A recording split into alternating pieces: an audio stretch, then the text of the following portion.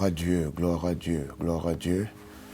Bonjour, bien-aimés, chers téléspectateurs de Canal de Vie. Soyez bénis. Nous sommes encore là pour votre émission, Parole vivante. La parole, c'est la vie. Je suis très content d'être là en ce moment. Cela fait longtemps. Et je crois que Dieu a une parole spéciale pour toi. Partout où vous nous suivez, nous allons prier. Cher Père, nous bénissons encore ton nom pour ta grâce, pour ton amour, pour tes bontés immenses. Merci pour l'œuvre de Jésus-Christ à la croix. Au travers de cette œuvre, nous sommes sauvés et tu nous as donné l'identité d'enfants de Dieu. Tu as pardonné, tu nous as lavés. Merci de nous réunir en ce moment. Cher Saint-Esprit, prends le contrôle. Tu connais les problèmes de mon frère, de ma soeur. Tu connais les problèmes de cette famille. Tu dis dans ta parole, il envoie sa parole et sa parole est guérie. Guéris quelqu'un, libère quelqu'un, délivre quelqu'un. Dans le nom de Jésus, nous avons prié. Amen, amen, amen. Gloire à Dieu une fois de plus. Que Dieu vous bénisse. Que Dieu vous comble. Nous allons commencer une série d'enseignements très importants. Cela va vous aider pour votre foi dans ce thème à l'école de la foi d'Abraham. À l'école de la foi d'Abraham. C'est une série d'enseignements.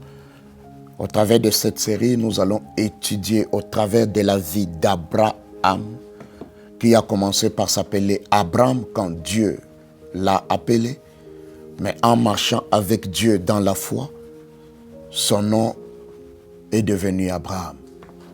La foi est capitale. Nous allons voir les mécanismes de la croissance de la foi. Comment la foi de cet homme a grandi jusqu'à ce qu'il devienne le père de la foi. Nous allons commencer avec ce sous-thème, l'appel divin d'Abraham.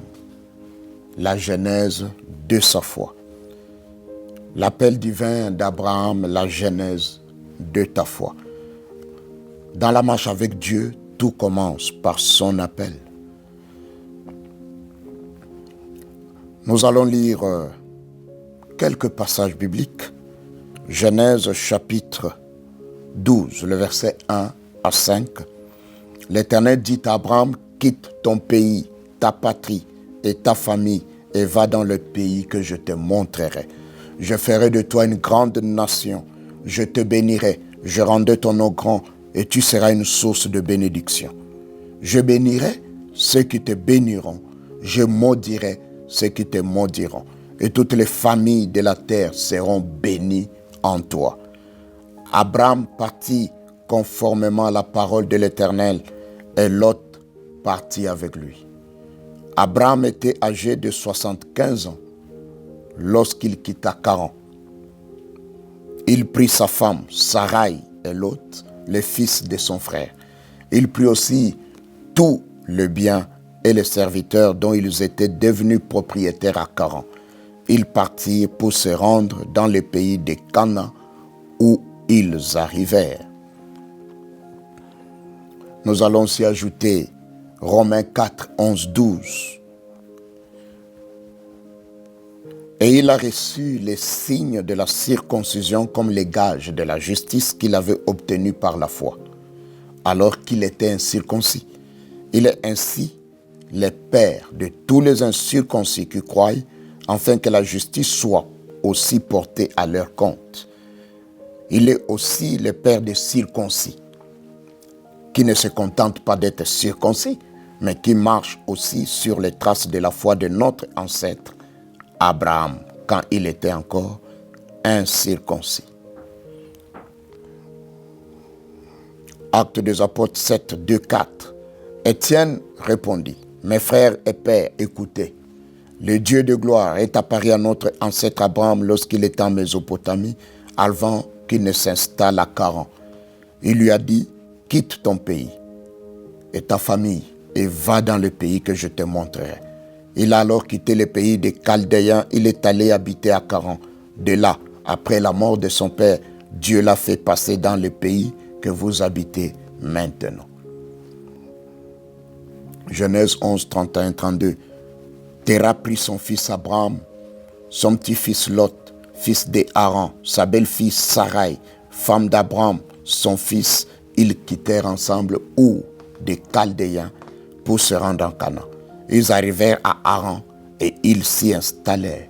Les jours de Téra furent de 205 ans. Puis Téra mourut à Haran. À l'école de la foi d'Abraham, ce que nous enseigne la vie d'Abraham.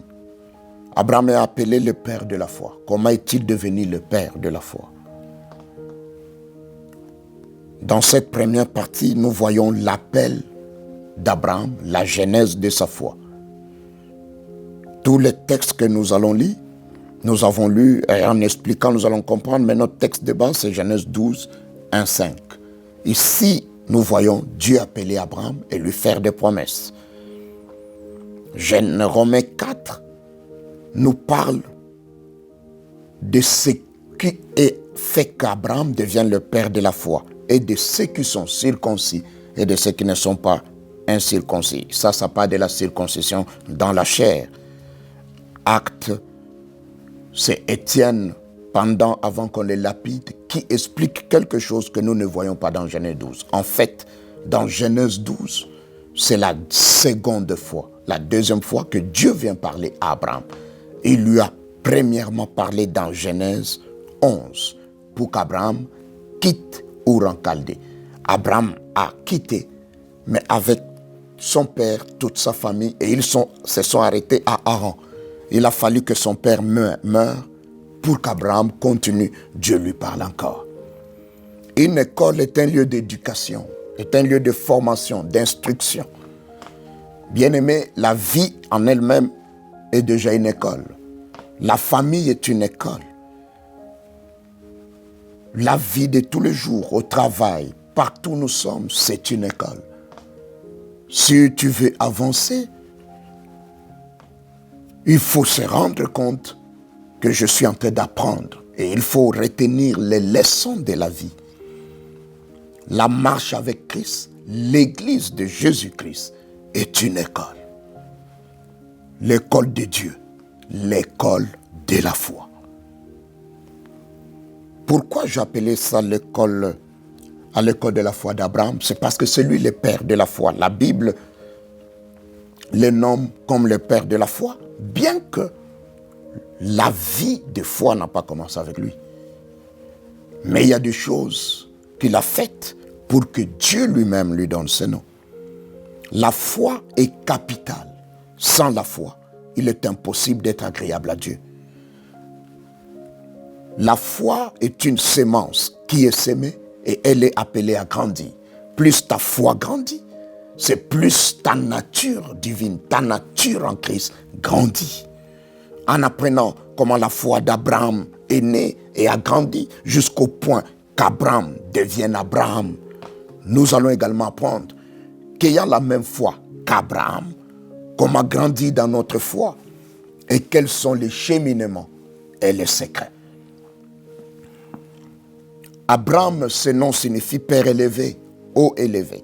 Nom que son père lui avait donné. Dieu nous rencontre toujours quelque part. Mais Dieu ne nous laisse jamais où il nous a rencontrés. Dieu nous rencontre quelque part, Dieu nous rencontre dans une dimension, Dieu nous rencontre à un niveau. Mais Dieu ne nous rencontre pas où nous sommes pour nous laisser où nous sommes. Dieu ne nous rencontre pas au niveau où nous sommes pour nous laisser à ce niveau. Quand Dieu nous rencontre, c'est pour nous amener plus haut, pour nous rendre excellents, pour nous rendre meilleurs. Voilà la première leçon. Dieu nous rencontre toujours quelque part. Dieu m'a rencontré quelque part. Il y a un temps où je ne le connaissais pas, bien que mes parents sont des serviteurs de Dieu, gloire à Dieu, ils sont encore vivants. Mon père et ma mère sont des serviteurs de Dieu. J'ai grandi dans cette ambiance, mais il y a eu un moment où j'ai écouté l'appel de Dieu.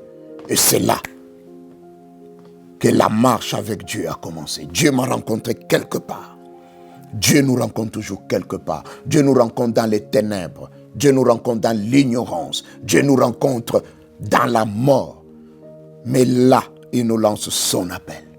La deuxième leçon, bien-aimé, l'appel de Dieu est céleste et il est glorieux. L'appel de Dieu est le meilleur pour toi. À ce niveau, Dieu change de stratégie. L'homme a échoué. Le déluge n'a pas changé le cœur de l'homme, puisque Noé, après le déluge, s'est enivré. Ses enfants ont désobéi à la parole en construisant la tour de Babel. Un acte de rébellion ostentatoire, parce que Dieu a dit de se disperser. Mais eux disent non, restons sur place. Dieu, à ce niveau, change de stratégie. Il dit, je ne vais plus tuer l'humanité, mais je vais choisir un peuple nouveau. Je vais choisir un homme. À partir de cet homme, je vais commencer une nouvelle race d'hommes, les hommes de foi. Je vais choisir un homme, l'appeler dans mon école de foi, l'inscrire dans mon école de foi pour le transformer et créer un peuple nouveau avec un cœur selon ma nature. Bien-aimés, Dieu nous appelle. Au travers de Jésus-Christ, Dieu nous appelle. Où que vous soyez, dans quelque chose, quel que soit où vous soyez, ce matin ou ce soir, je ne sais pas à quel moment vous écouterez cette parole, Dieu t'appelle. Dieu t'appelle. Dieu te lance son appel. Voilà pourquoi Dieu appelle Abraham pour le transformer en Abraham. Dieu l'appelle pour commencer à fonder une nation avec lui. Bien-aimé, avec Dieu, tout commence par son appel. La foi commence toujours par l'appel de Dieu. Un appel. L'appel de Dieu, c'est la parole de Dieu qui t'est adressée. C'est la parole de Dieu qui est adressée à quelqu'un, à une famille, à un peuple. C'est la parole de Dieu que Dieu parle pour le mettre à part pour un but précis. L'appel de Dieu suit toujours le choix de Dieu.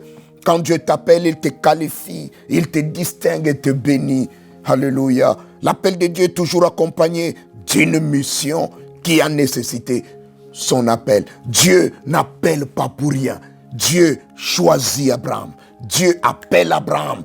Et Dieu a une mission pour Abraham. Bien-aimé, Dieu a une mission aussi pour toi. Toi qui m'écoutes là où tu es, Dieu t'appelle. L'appel de Dieu sur une vie influence la personne et toute sa famille, et après influencera toute une communauté, influencera toute une nation. L'appel de Dieu à Abraham a influencé toute une nation, a influencé des peuples et a influencé jusqu'aujourd'hui. Nous, l'Église, nous sommes ce que nous sommes à cause de ce qu'un homme a répondu à l'appel de Dieu. Quand Abraham écoutait l'appel de Dieu, il ne pouvait pas s'imaginer jusqu'où cela allait l'amener. Dieu nous trouve dans notre petitesse. Dieu nous trouve souvent dans un nuage, dans des questionnements. Mais il a un projet extraordinaire sur nous. Je viens dire à quelqu'un, Dieu a un plan merveilleux sur ta vie. Dieu a un projet merveilleux sur ta vie. Quel que soit ce que tu vis, quel que soit ce que tu traverses, quel que soit, j'aimerais te dire que Dieu a un plan merveilleux sur ta vie. Ce n'est pas par hasard que tu es dans ce monde. Avant que tu ne sois dans le ventre de ta mère, Dieu te connaissait. Il t'avait choisi. Il t'avait mis à part pour faire de grandes choses avec toi. Abraham ne pouvait pas imaginer qu'un jour quelque chose changera. La Bible ne nous dit pas comment. Mais bien aimé, Abraham, à un moment donné, a écouté la voix de Dieu. L'appel de Dieu sur une vie influence la personne et toute sa famille. Dieu appelle Abraham. Nous voyons l'appel de Dieu. Cet appel est toujours accompagné, précédé par son choix. Avant que Dieu appelle quelqu'un, il le choisit. Avant même que la personne n'entende la voix de Dieu, avant que la personne n'entende l'appel de Dieu, avant même que la personne n'entende la parole de Dieu, Dieu l'a déjà choisi. Un appel, c'est Dieu qui te choisit d'abord. Il te met à part. Dans son choix, Dieu détermine la mission qu'il a pour toi. L'appel de Dieu est une convocation. Dans cette parole, toute la terre sera bénie par toi. Nous voyons la mission d'Abraham. Toute la terre sera bénie par toi. Bien-aimé, la foi est une vie qui s'apprend. Elle commence par l'appel. Et elle est appelée à grandir jusqu'à atteindre sa maturité. Dieu travaillera en nous. Dieu travaillera avec nous. Et Dieu travaillera sur nous. Et Dieu travaillera autour de nous pour faire grandir la foi. Mais il faut que nous commencions par obéir. Quitte ton pays. En hébreu, en réalité, ce mot « va-t'en », quitte ton pays, littéralement en hébreu, c'est « va-t'en pour toi », loin de ton lieu de naissance, loin de la famille de ton père, vers le lieu que je t'indiquerai. L'ekleka signifie en fait « va-t'en », c'est le meilleur pour toi. Va-t'en pour toi, pour ton bonheur, pour ton bonheur. Va-t'en pour ton bien, pour ton bonheur. Bien-aimé, l'appel de Dieu pour ton bonheur. L'appel de Dieu pour ta bénédiction. L'appel de Dieu, c'est pour qu'il te fasse du bien. L'appel d'Abraham implique une responsabilité telle que toute la terre dépendrait de son obéissance et de sa réussite. Cela ne sera pas facile, mais marche dans la foi. Selon ma parole, je te conduirai jusqu'au bon port. L'appel de Dieu implique que Dieu a déposé sur tes épaules une grande responsabilité. Ta famille, des multitudes sont sous ta responsabilité. Et l'obéissance à l'appel de Dieu sauvera des multitudes, bien-aimés, bénira des multitudes. Tu ne dois pas échouer, car des nations dépendent de toi. En Christ, nous sommes appelés à nous débarrasser de tout, car Christ est le meilleur pour nous. Il n'y a pas mieux que Christ. Il n'y a pas mieux que Christ. Et ce matin, il t'appelle, il te dit, viens à moi. Il te dit, viens à moi. Nous le voyons dans Marc 1. Il s'élève, il commence à parcourir les rives de Galilée, prêchant l'évangile du royaume, disant, venez à moi. Dans Matthieu, il dit, venez à moi, vous tous qui êtes fatigués et chargés. L'appel de Dieu te décharge, mais l'appel de Dieu te responsabilise aussi. Il n'y a pas mieux que Christ, frères et sœurs. Troisièmement, l'ennemi de l'appel divin, les considérations charnelles. L'appel divin est pratique. La chair la combat toujours. Dieu a parlé pour la première fois à Abraham en Mésopotamie, l'appelant à partir à Canaan. Nous voyons son père Téra prendre toute sa famille pour aller à Canaan. Mais arrivé à Canaan, ils se sont installés. Dieu a appelé Abraham. Il n'a pas appelé toute sa famille. Et ici, c'est son père qui prend la décision. L'ordre de Dieu était, va à Canaan et non à Charan. Cela nous enseigne combien de considérations humaines, charnelles, peuvent être un blocage à l'appel divin. L'appel divin t'appelle pour le meilleur, pour la gloire et non les miettes.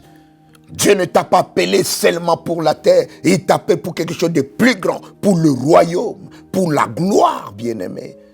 Oui, frères et sœurs, ne permet à rien de t'empêcher d'aller où Dieu t'appelle. Ne permet pas. À 40, Abraham a perdu presque 15 ans. Mais j'aime Dieu et je le bénis. Il nous donne toujours de récupérer le temps perdu. C'est Abraham à qui le Dieu de gloire a parlé. Mais les considérations charnelles font que c'est son père qui prend l'initiative d'aller en prenant tout le monde pour Canaan. Et il s'arrête à 40. Quand Dieu t'appelle, il s'adresse à toi.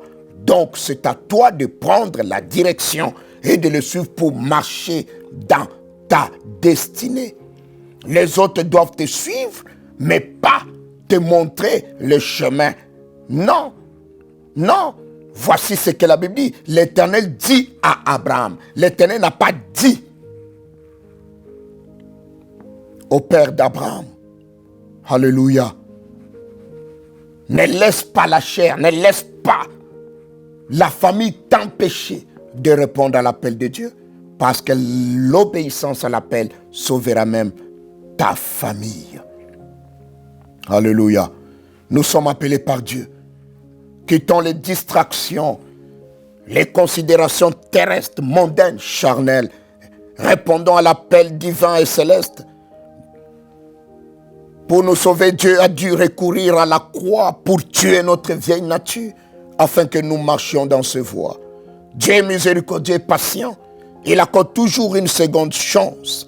Il veille sur sa parole pour l'accomplir. Il accorde une seconde chance à Abraham. Quand son père meurt, Dieu parle encore une seconde fois à Abraham. Dans Genèse 12, c'est la seconde fois que Dieu lui parle. Dieu te donnera une seconde chance. Nous sommes appelés à sa gloire et à son royaume. 1 Thessaloniciens chapitre 2, verset 12 dit, nous vous encourageons.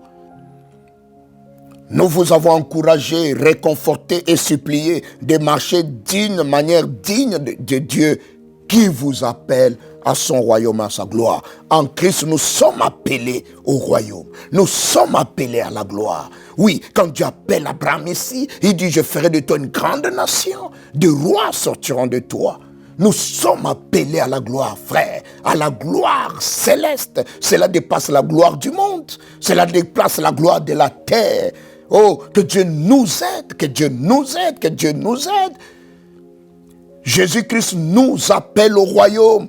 J'aimerais relire ce passage. 1 Thessaloniciens 2, le verset 12. Nous vous avons encouragé, réconforté et supplié de marcher d'une manière digne de Dieu qui vous appelle à son royaume et à sa gloire. L'Éternel, au travers de Jésus-Christ, qui est mort à la croix et qui est ressuscité, nous appelle à son royaume, nous appelle à sa gloire, nous appelle au salut. Bien-aimés, le royaume de Dieu, la gloire de Dieu dépasse tout. Nous sommes appelés à marcher selon ce grand appel divin avec crainte et tremblement. La Bible dit dans Ephésiens 4, le verset 1 et 2. Je vous encourage donc, moi, les prisonniers dans le Seigneur, à vous conduire d'une manière digne de l'appel que vous avez reçu.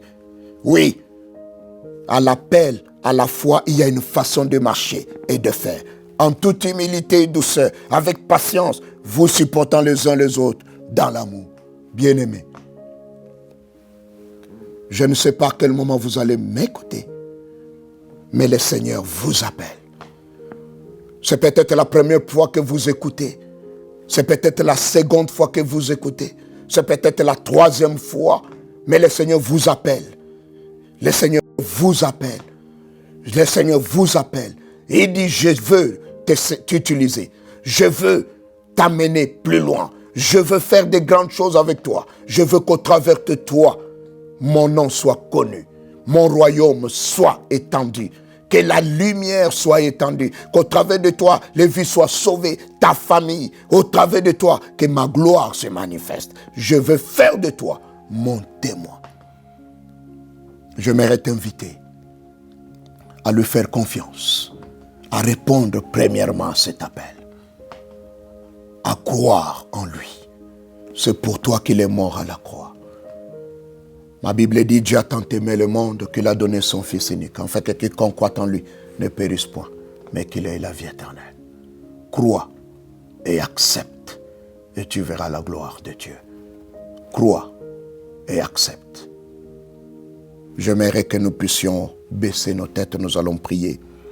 J'aimerais t'inviter, si tu n'as pas encore fait cette prière, tu peux le faire. Jésus t'aime. Tu peux le faire avec moi. Seigneur Jésus, j'ai écouté ta parole. J'accepte ton appel. J'accepte ton appel. Je crois que tu es le Fils de Dieu. Tu es mort à la croix de Golgotha pour mon péché et tu es ressuscité des morts. Seigneur Jésus, sauve-moi. J'aimerais lancer aussi cet appel. Peut-être tu es déjà là, un ancien chrétien. Tu es découragé, fatigué. Tu t'es arrêté quelque part. Tu t'es arrêté à 40 ans. Mais le Seigneur ne t'appelle pas pour t'arrêter à 40, mais pour aller jusqu'à Canaan. Dis Seigneur, je me relève. Seigneur, merci de relever ces frères. Merci de sauver cette âme. Merci pour l'œuvre que tu as accomplie à la croix. Je viens prier pour mon frère, ma soeur qui a écouté cette parole, qu'elle produise du fruit. Merci pour ton appel, cet appel glorieux sur la vie de mon frère. Sois loué, sois béni. dans le nom de Jésus. Merci pour les guérisons. Amen.